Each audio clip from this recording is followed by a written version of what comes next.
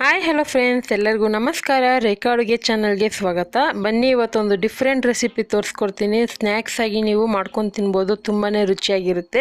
ಅದೇನಪ್ಪ ಅಂದರೆ cabbage mushroom manchurian masala ಅಂತ. ತುಂಬಾ ಚೆನ್ನಾಗಿರುತ್ತೆ. ನೀವು ಯಾವತ್ತೂ ಟ್ರೈ ಮಾಡಿರಲ್ಲ, ಸೊ ಖಂಡಿತ ಈ ರೆಸಿಪಿನ ಒಂದ್ಸರಿ ಟ್ರೈ ಮಾಡಿ ನೋಡಿ. ತುಂಬಾ ಚೆನ್ನಾಗಿರುತ್ತೆ. ಇದು ಮಾಡೋದು ಸುಲಭ. ಇದು ಯಾವ ರೀತಿ ಮಾಡೋದು, ಇದಕ್ಕೆ ಬೇಕಾಗೋ ಇಂಗ್ರೀಡಿಯೆಂಟ್ಸ್ ನೋಡೋಣ. ಇಲ್ಲಿ ನಾನು ಒಂದು 2 ಕಪ್ ಆಗೋಷ್ಟು ಎಲೆಕೋಸನ್ನ ಚಿಕ್ಕ ಚಿಕ್ಕದಾಗಿ ಕಟ್ ಮಾಡಿ ಇಟ್ಕೊಂಡಿದ್ದೀನಿ. ಒಟ್ಟು ಒಂದು 150 ಗ್ರಾಮ್ ಆಗೋಷ್ಟು ಎಲೆಕೋಸು ತಗೊಂಡಿದ್ದೀನಿ. ಚಿಕ್ಕ ಸೈಜ್ ತಗೊಳ್ಳಿ. ಮತ್ತು ಇಲ್ಲಿ ಒಂದು ಪ್ಯಾಕೆಟ್ ಮಶ್ರೂಮ್, ರೌಂಡ್ ಬರುತ್ತಲ್ಲ ಮಶ್ರೂಮು, ಅದನ್ನು ಚೆನ್ನಾಗಿ ತೊಳೆದು ಚಿಕ್ಕ ಚಿಕ್ಕದಾಗಿ ಕಟ್ ಮಾಡಿ ಎತ್ತಿಟ್ಕೊಂಡಿದ್ದೀನಿ. 1 ಕಪ್ ಆಗೋಷ್ಟು ಮೈದಾ ಹಿಟ್ಟು ಬೇಕಾಗುತ್ತೆ. 1/4 ಕಪ್ ಆಗೋಷ್ಟು ಕಾರ್ನ್ಫ್ಲೋರು, ಮತ್ತು ಟೊಮೊಟೊ ಸಾಸು ಒಂದು 2 ಟೇಬಲ್ ಸ್ಪೂನ್ ತೆಗೆದಿಟ್ಕೊಂಡಿದ್ದೀನಿ. 4 ಹಸಿರುಮೆಣಸಿನ್ಕಾಯಿನ ಈ ಥರ 2 ಭಾಗ ಮಾಡಿ ಕಟ್ ಮಾಡಿ ಇಟ್ಕೊಂಡಿದ್ದೀನಿ. ಶುಂಠಿ ಬೆಳ್ಳುಳ್ಳಿ ಪೇಸ್ಟ್ 1 ಟೇಬಲ್ ಸ್ಪೂನು. ಒಂದು ಮೀಡಿಯಮ್ ಸೈಜ್ 4 ಈರುಳ್ಳಿನ ಕಟ್ ಮಾಡಿ ಇಟ್ಕೊಂಡಿದ್ದೀನಿ ಚಿಕ್ಕ ಚಿಕ್ಕದಾಗಿ. ಹಾಗೆ ಇಲ್ಲಿ ಸ್ಪೈಸಸ್ಸು: ಖಾರದ ಪುಡಿ 1 ಟೇಬಲ್ ಸ್ಪೂನು, ಧನಿಯಾ ಪುಡಿ 1 ಟೇಬಲ್ ಸ್ಪೂನ್, ಒಂದು ಅರ್ಧ ಟೀ ಸ್ಪೂನ್ ಅರಿಶಿನ. ಇಲ್ಲಿ ನಾನು ಕಲರ್ ಯೂಸ್ ಮಾಡ್ತಾಯಿಲ್ಲ, ಹಂಗಾಗಿ Kashmiri chilli powder 1.25 table spoon use ಮಾಡ್ತಾಯಿದ್ದೀನಿ. ಮತ್ತು garam masala 1 table spoon, cut ಮಾಡಿರೋಂಥ ಕೊತ್ತಂಬರಿ ಒಂದು ಅರ್ಧ ಕಪ್ ಆಗೋಷ್ಟು, 2 ಟೊಮೊಟೊನ ನಾನು ಮಿಕ್ಸಿನಲ್ಲಿ ಈ ಥರ ಪೇಸ್ಟ್ ಮಾಡಿ ಇಟ್ಕೊಂಡಿದ್ದೀನಿ. 2 ದೊಡ್ಡ ಸೈಜ್ ಟೊಮೊಟೊ. ಮಾಡೋದಕ್ಕೆ ಎಣ್ಣೆ, ರುಚಿಗೆ ತಕ್ಕಷ್ಟು ಉಪ್ಪು. ಈಗ ಯಾವ ರೀತಿ ಮಾಡೋದಂತ ನೋಡೋಣ. ನೀವು ಸ್ಟಾರ್ಟಿಂಗ್ ಮಾಡೋದಾದರೆ ಸ್ವಲ್ಪನೇ ಮಾಡಿ ಟ್ರೈ ಮಾಡಿ, ಅವಾಗ ಚೆನ್ನಾಗಿ ಬಂದರೆ ನೀವು ಜಾಸ್ತಿ ಮಾಡ್ಕೊಬೋದು. ನಾನು ಇಲ್ಲಿ ಎಲೆಕೋಸನ್ನ ಮತ್ತು ಮಶ್ರೂಮ್ನ 2 ಹಾಕ್ಕೊತಾ ಇದ್ದೀನಿ. ಮಶ್ರೂಮ್ನಲ್ಲೇ ನೀರಿನ ಅಂಶ ಜಾಸ್ತಿ ಇರುತ್ತೆ, ಹಂಗಾಗಿ ಇದಕ್ಕೆ ನೀರು ಕೂಡ ಜಾಸ್ತಿ ಬೇಕಾಗೋದಿಲ್ಲ. ಎಲೆಕೋಸು ಹಾಕೋದ್ರಿಂದ ಕ್ರಿಸ್ಪಿನೆಸ್ ಬರುತ್ತೆ, ಯಾಕಂದರೆ ಮಶ್ರೂಮು ಸಾಫ್ಟ್ ಇರುತ್ತೆ. ಸೊ ಎಲೆಕೋಸು ಹಾಕೋದ್ರಿಂದ ಕ್ರಿಸ್ಪಿ ಬರುತ್ತೆ, ಅದರ ಟೇಸ್ಟ್ ತಿನ್ನೋವಾಗ ನಿಮ್ಗೆ ಗೊತ್ತಾಗುತ್ತೆ. ಈಗ ಇದಕ್ಕೆ ನಾನು ಗರಂ ಮಸಾಲಾನು ಕಾಶ್ಮೀರಿ ಚಿಲ್ಲಿ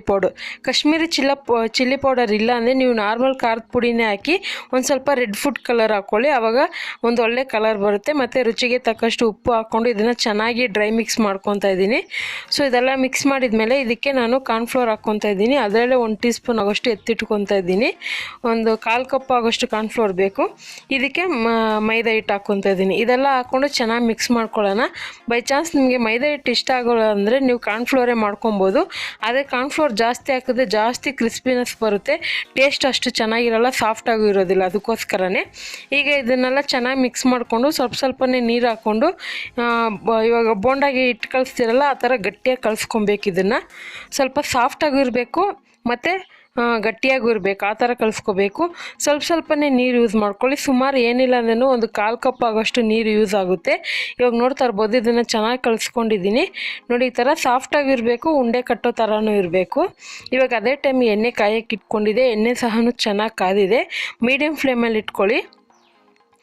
ಈಗ ಇದನ್ನು ನೀವು ನಾರ್ಮಲ್ ಮಶ್ರೂಮ್ ಥರನೇ ಚಿಕ್ಕ ಚಿಕ್ಕದಾಗಿ ಮಾಡ್ಕೋಬೋದು. ಇಲ್ಲಿ ನಾನು ಸ್ವಲ್ಪ ಡಿಫ್ರೆಂಟಾಗಿ ಮಾಡ್ತೀನಿ, ಸ್ವಲ್ಪ ದೊಡ್ಡದಾಗಿ ಮಾಡ್ತೀನಿ. ಆಮೇಲೆ ಏನು ಮಾಡ್ತೀನಿ ಅಂತ ವೀಡಿಯೋ ನೋಡಿ. ಇದನ್ನು ದೊಡ್ಡದಾಗಿ ಮಾಡಿದ್ರೆ ಒಳಗಡೆ ಕೂಡ ಚೆನ್ನಾಗಿ ಬೇಯುತ್ತೆ, ಯಾಕಂದರೆ ಮಶ್ರೂಮ್ ಎಲೆಕೋಸು ಹಾಕಿರೋದಲ್ವ, ಮತ್ತು ಮೈದಾ ಹಿಟ್ಟು ಯೂಸ್ ಮಾಡಿದ್ದೀರಿ. ಸೊ ಅದರಿಂದ ಮೇಲೆ ಕ್ರಿಸ್ಪಿಯಾಗಿ ಬರುತ್ತೆ, ಒಳಗಡೆ ಸಾಫ್ಟಾಗಿರುತ್ತೆ. ಇದನ್ನು ಮೀಡಿಯಮ್ ಫ್ಲೇಮಲ್ಲಿ ಇಟ್ಕೊಂಡು ಒಂದು 3ರಿಂದ 4 ನಿಮಿಷ ಬೇಯಿಸ್ಕೊಳ್ಳಿ. ನಾರ್ಮಲ್ ಗೋಲ್ಡನ್ ಕಲರ್ ಬರೋವರೆಗೂ ಮಾತ್ರ ಬೇಯಿಸ್ಕೊಳ್ಳಿ. ಫುಡ್ ಕಲರ್ ಬೇಕು ಅಂದರೆ ಹಾಕ್ಕೊಳ್ಳಿ, ಇಲ್ಲಾಂದರೆ ಸ್ಕಿಪ್ ಮಾಡ್ಕೊಬೋದು. ಇದೆಲ್ಲ ಹಾಕ್ಕೊಂಡು ಚೆನ್ನಾಗಿ ಫ್ರೈ ಮಾಡ್ಕೊಂಡಿದ್ದೀನಿ. ಇವಾಗ ನೋಡ್ತಾ ಇರ್ಬೋದು ಚೆನ್ನಾಗಿ ಕ್ರಿಸ್ಪಿಯಾಗಿ ಬಂದಿದೆ. ಇದನ್ನು ಹಾಗೆ ನೀವು ಪಕೋಡ ಥರ ಕೂಡ ತಿನ್ನೋಕ್ಕೆ ತುಂಬಾ ಚೆನ್ನಾಗಿರುತ್ತೆ. ಸೊ ಸ್ನ್ಯಾಕ್ಸ್ ಟೈಮಲ್ಲಿ ಈ ಥರ ಕ್ರಿಸ್ಪಿಯಾಗಿ ನೀವು ಮಾಡ್ಕೊಂಡು ತಿನ್ಬೋದು, ಇಲ್ಲಾಂದರೆ ನಾನು ತೋರಿಸೋ ಥರ ಮಸಾಲ ಕೂಡ ನೀವು ಮಾಡ್ಕೊಬೋದು. ಇವಾಗ ಆಲ್ಮೋಸ್ಟ್ ಎಲ್ಲನೂ ಮಾಡ್ಕೊಂಡಿದ್ದೀನಿ. ಸೊ ನೋಡ್ತಾ ಇರ್ಬೋದು, ಇನ್ನು ಉಳಿದಿರೋದು ಇದೇ ರೀತಿ ಮಾಡಿಕೊಂಡು ನೆಕ್ಸ್ಟ್ ಏನು ಮಾಡ್ತೀನಿ ಅಂದರೆ, ನಾನು ಇಲ್ಲಿ ಚಿಕ್ಕದಾಗಿ ಮಾಡಿಲ್ಲ, ಸೊ ದೊಡ್ಡದಾಗಿ ಮಾಡಿ ಈ ಥರ ಇದನ್ನು ಕಟ್ ಮಾಡ್ಕೊತೀನಿ. ಕೈಯಿಂದನೇ ಈ ಥರ ಕಟ್ ಮಾಡ್ಕೊತೀನಿ. ಈ ಥರ ಮಾಡೋದ್ರಿಂದ ನಾವು ಮಸಾಲೆ ಫ್ರೈ ಮಾಡೋವಾಗ ಎಲ್ಲದಕ್ಕೂ ಉಪ್ಪು ಖಾರ ಹಿಡಿಯುತ್ತೆ, ತಿನ್ನೋದಕ್ಕೂ ಚೆನ್ನಾಗಿರುತ್ತೆ. ಸೊ ನೀವು ನಾರ್ಮಲಾಗಿ ಮಂಚೂರಿಯನ್ ಮಾಡೋ ಥರ ಮಾಡಿದ್ರೆ ಅದು ಮೇಲ್ಮೇಲೆ ಮಾತ್ರ ಮಸಾಲೆ ಇರುತ್ತೆ, ಒಳಗಡೆ ಇರೋಲ್ಲ, ಹಂಗಾಗಿ. ಸೊ ಇವಾಗ ಕಾರ್ನ್ಫ್ಲೋರ್ ಎತ್ತಿಟ್ಟಿದ್ನಲ್ಲ 1 ಟೀ ಸ್ಪೂನ್ ಆಗೋಷ್ಟು, ಅದಕ್ಕೆ ನೀರು ಹಾಕ್ಕೊಂಡು ಇದನ್ನು ಚೆನ್ನಾಗಿ ಒಂದು ಸಾಸ್ ಥರ ಮಿಕ್ಸ್ ಮಾಡ್ಕೊತೀನಿ. ಒಂದು ಅರ್ಧ ಕಪ್ ನೀರಾದರೆ ಸಾಕು, 1 ಕಪ್ ಆಗೋಷ್ಟು ಹಾಕೋಕ್ಕೆ ಹೋಗಬೇಡಿ. ಒಂದು ಅರ್ಧ ಕಪ್ ನೀರು ಹಾಕ್ಕೊಳ್ಳಿ 1 ಟೀ ಸ್ಪೂನ್ ಕಾರ್ನ್ಫ್ಲೋರ್ಗೆ. ಇವಾಗ ಫ್ರೈ ಪ್ಯಾನ್ ಇಟ್ಕೊಂಡು ಒಂದು 3 ಟೇಬಲ್ ಸ್ಪೂನ್ ಎಣ್ಣೆ ಹಾಕಿದ್ದೀನಿ. ಮತ್ತು ಕಟ್ ಮಾಡಿರೋಂಥ ಈರುಳ್ಳಿ, ಹಸಿರುಮೆಣಸಿನ್ಕಾಯಿ ಹಾಕ್ಕೊಂಡು ಇದನ್ನು ಸ್ವಲ್ಪ ಫ್ರೈ ಮಾಡ್ಕೊತೀನಿ. ಜಸ್ಟ್ 1 ನಿಮಿಷ ಫ್ರೈ ಮಾಡಿದ್ರೆ ಸಾಕು, ಜಾಸ್ತಿ ಫ್ರೈ ಮಾಡಬೇಕಂತೂ ಏನಿಲ್ಲ. ಯಾಕಂದರೆ ಈರುಳ್ಳಿ ತಿನ್ನೋವಾಗ ಬಾಯಿಗೆ ಕ್ರಿಸ್ಪಿಯಾಗಿ ಸಿಗಬೇಕು, ಆವಾಗ ಟೇಸ್ಟ್ ಚೆನ್ನಾಗಿರುತ್ತೆ. ಹಾಗೆ ಅದಕ್ಕೆ ಶುಂಠಿ ಬೆಳ್ಳುಳ್ಳಿ ಪೇಸ್ಟ್ ಹಾಕ್ಕೊತಾ ಇದ್ದೀನಿ. ನಿಮಗೆ ಶುಂಠಿ ಬೆಳ್ಳುಳ್ಳಿ ಪೇಸ್ಟ್ ಬೇಡ, ನಾವು ಚಿಕ್ಕದಾಗಿ ಕಟ್ ಮಾಡಿ ಹಾಕ್ಕೊತೀರಂದರೆ ಅದನ್ನು ಹಾಕ್ಕೊಬೋದು ನೀವು, ಅದು ಕೂಡ ಚೆನ್ನಾಗಿರುತ್ತೆ. ಇದೊಂದು ಸ್ವಲ್ಪ ಡಿಫ್ರೆಂಟ್ ಟೇಸ್ಟು, ಅದಕ್ಕೋಸ್ಕರ ಹೇಳ್ತಾ ಇದ್ದೀನಿ. ತುಂಬಾ ಚೆನ್ನಾಗಿರುತ್ತೆ. ನೀವು ಸ್ವಲ್ಪ ಮಾಡೋಕ್ಕೆ ಹೋದರೆ ಜಾಸ್ತಿ ಆಗುತ್ತೆ, ಮನೆಯವರೆಲ್ಲ ಇಷ್ಟಪಟ್ಟು ತಿನ್ಬೋದು. ಸ್ವಲ್ಪ ಖಾರವಾಗಿ ಮಾಡ್ಕೊತೀನಿ, ಚೆನ್ನಾಗಿರುತ್ತೆ. ಸೊ ಈ ಶುಂಠಿ ಬೆಳ್ಳುಳ್ಳಿ ಪೇಸ್ಟೆಲ್ಲ ಚೆನ್ನಾಗಿ ಫ್ರೈ ಮಾಡಿದ್ಮೇಲೆ ರುಬ್ಬಿರೋಂಥ ಟೊಮೊಟೊನು ಮತ್ತು ಟೊಮೊಟೊ ಸಾಸ್ ಹಾಕ್ಕೊತಾ ಇದ್ದೀನಿ. ನೀವು ಮತ್ತು ಟೊಮೊಟೊ ಪೇಸ್ಟ್ ಮಾಡೋದಕ್ಕೆ ಟೈಮ್ ಇಲ್ಲ ಅಂದರೆ ಟೊಮೊಟೊ ಸಾಸೇ ಒಂದು 3-4 ಟೇಬಲ್ ಸ್ಪೂನು ಯೂಸ್ ಮಾಡ್ಕೊಬೋದು. ಅದೇ ಇದು ಮಸಾಲೆ ಥರ ಮಾಡೋದ್ರಿಂದ ಸ್ವಲ್ಪ ಟೊಮೊಟೊ ಪೇಸ್ಟ್ ಮಾಡಿ ಹಾಕಿದ್ರೇ ನಿಮಗೆ ಆ ಗ್ರೇವಿ ಥರದ್ದು ಸಿಗುತ್ತೆ. ಸೊ ಟೊಮೊಟೊ ಎಲ್ಲ ಹಾಕಿದ್ಮೇಲೆ ಇವಾಗ ಖಾರದ ಪುಡಿ, ಧನಿಯಾ ಪುಡಿ, ಅರಿಶಿನ ಪುಡಿ ಹಾಕ್ಕೊತಾ ಇದ್ದೀನಿ. ಕಾಶ್ಮೀರಿ ಚಿಲ್ಲಿ ಪೌಡರಲ್ಲಿ ಖಾರ ಇರೋದಿಲ್ಲ, ಅಷ್ಟಾಗಿ ಮೈಲ್ಡ್ ಆಗಿರುತ್ತೆ, ಕಲರ್ ಜಾಸ್ತಿ ಇರುತ್ತೆ. ನೀವು ನಾರ್ಮಲ್ ಅಂಗಡಿಯಿಂದ ತಂದಿರೋ ಖಾರದ ಪುಡಿ ಕೂಡ ಯೂಸ್ ಮಾಡ್ಕೊಬೋದು, ಇಲ್ಲ ಮನೆಯದಾದರೂ ಯೂಸ್ ಮಾಡ್ಕೊಬೋದು. ಈಗ ರುಚಿಗೆ ತಕ್ಕಷ್ಟು ಉಪ್ಪು ಹಾಕ್ಕೊತಾ ಇದ್ದೀನಿ. ಉಪ್ಪು ನೋಡಿ ಹಾಕ್ಕೊಳ್ಳಿ, ಯಾಕಂದರೆ ನಾನು ಇದು ಫ್ರೈ ಮಾಡೋದಕ್ಕೂ ಉಪ್ಪು ಯೂಸ್ ಮಾಡಿದ್ದೀನಿ. ಈ ಸಾಸಲ್ಲೂ ಉಪ್ಪಿರುತ್ತೆ, ನೋಡ್ಕೊಂಡು ಹಾಕ್ಕೊಳ್ಳಿ. ಇವಾಗ ಈ ಟೊಮೊಟೊದಲ್ಲಿ ಹಸಿ ವಾಸನೆ ಎಲ್ಲ ಹೋಗಿ ಚೆನ್ನಾಗಿ ಒಳ್ಳೆ ಕಲರ್ ಬಂದು ಸ್ವಲ್ಪ ಎಣ್ಣೆ ಎಲ್ಲ ಬಿಟ್ಕೊತಾ ಇದೆ. ಸೊ ಈ ಥರ ಸ್ಟೇಜ್ ಬಂದಾಗ ಇದಕ್ಕೆ ನಾನು ಕಾರ್ನ್ಫ್ಲೋರ್ ನೀರು ಮಿಕ್ಸ್ ಮಾಡಿದ್ನಲ್ವ ಅದನ್ನು ಹಾಕ್ಕೊತಾ ಇದ್ದೀನಿ. ಇದು ಹಾಕೋದ್ರಿಂದ ಒಂದು ಸಾಸ್ ಥರ ಕನ್ವರ್ಟ್ ಆಗಿ ಒಂದು ಟೇಸ್ಟ್ ಚೆನ್ನಾಗಿ ಕೊಡುತ್ತೆ. ಇದಿಷ್ಟ ಇಲ್ಲ ನಿಮಗೆ ಅನ್ನೋದಾದರೆ ಬೇರೆ ನೀರು ಕೂಡ ಮಿಕ್ಸ್ ಮಾಡ್ಕೊಬೋದು. ಸೊ ಈ ಸಾಸ್ ಹಾಕಿದ ಮೇಲೆ ಇಮಿಡಿಯೇಟ್ಲಿ ಸ್ಟವ್ನ ಐ ಫ್ಲೇಮಲ್ಲಿ ಇಟ್ಕೊಳ್ಳಿ. ಐ ಫ್ಲೇಮಲ್ಲಿ ಇಟ್ಕೊಂಡು ನಾವು ಕಟ್ ಮಾಡಿರುವಂಥ ಈ ಫ್ರೈದು ಏನಿದೆ ಅದೆಲ್ಲ ಹಾಕ್ಕೊಂಡು ಚೆನ್ನಾಗಿ ಫ್ರೈ ಮಾಡ್ಕೋಬೇಕು. ಲೋ ಫ್ಲೇಮಲ್ಲಿ ಇಟ್ಕೊಂಡು ಮಾಡಿದ್ರೆ ಏನಾಗುತ್ತೆ ಅಂದರೆ ಜಾಸ್ತಿ ಕ್ರಿಸ್ಪಿಯಾಗಿರೋಲ್ಲ, ಎಲ್ಲ ಸಾಫ್ಟ್ ಆಗಿಬಿಡುತ್ತೆ. ನಿಮಗೆ ಕ್ರಿಸ್ಪಿಯಾಗಿ ಬೇಕಂದರೆ ಇಮಿಡಿಯೇಟ್ಲಿ ಐ ಫ್ಲೇಮಲ್ಲಿ ಇಟ್ಕೊಂಡು 1-2 ನಿಮಿಷವರೆಗೂ ಫ್ರೈ ಮಾಡ್ಕೊಳ್ಳಿ. ಆ ಮಸಾಲೆ ಎಲ್ಲ ಮಶ್ರೂಮ್ಗೆ ಇಟ್ಕೊಂಡ್ಬಿಡುತ್ತೆ, ಮಶ್ರೂಮ್ಗೆ ಅದೇ ಫ್ರೈ ಮಾಡಿದ್ದೀರಲ್ವ ಅದಕ್ಕೆ ಇಟ್ಕೊಂಡ್ಬಿಡುತ್ತೆ.